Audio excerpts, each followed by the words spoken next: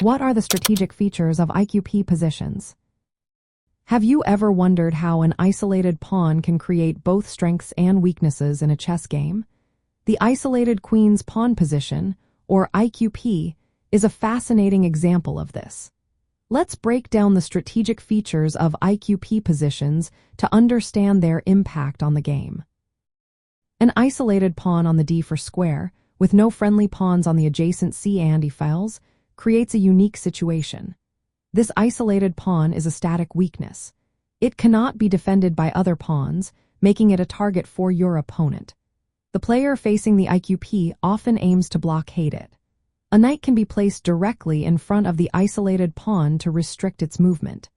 This limits the attacking potential of the side with the IQP.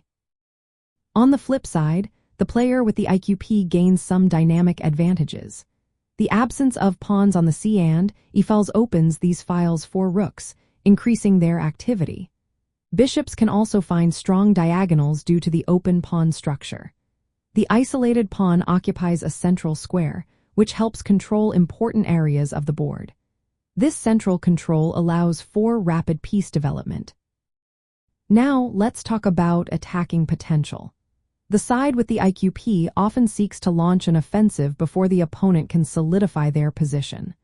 The isolated pawn can support pawn breaks, like advancing to d5, which opens lines and creates tactical opportunities. It is essential to maintain piece activity and avoid unnecessary exchanges.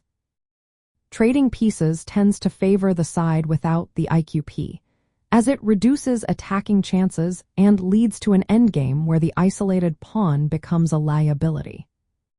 So, what strategic plans should the player with the IQP consider? First, place pieces on optimal squares to maximize pressure, especially targeting the opponent's king.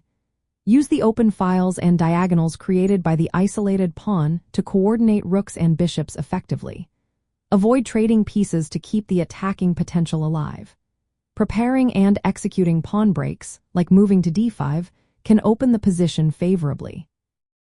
Knights can be placed on strong outposts, such as the e5 square, to increase control and attacking chances. For the opponent, the strategy shifts. They should aim to blockade the isolated pawn to neutralize its influence. Exchanging pieces simplifies the position and reduces the attacking potential of the IQP side. Targeting the isolated pawn with pieces increases pressure and can provoke weaknesses. The goal is to steer the game toward favorable endgames where the isolated pawn's weakness becomes decisive. In summary, IQP positions create a balance between a static structural weakness and dynamic attacking possibilities. The player with the IQP enjoys increased space and piece activity, but must manage these advantages carefully. The opponent seeks to neutralize the dynamic threats and capitalize on the structural weakness.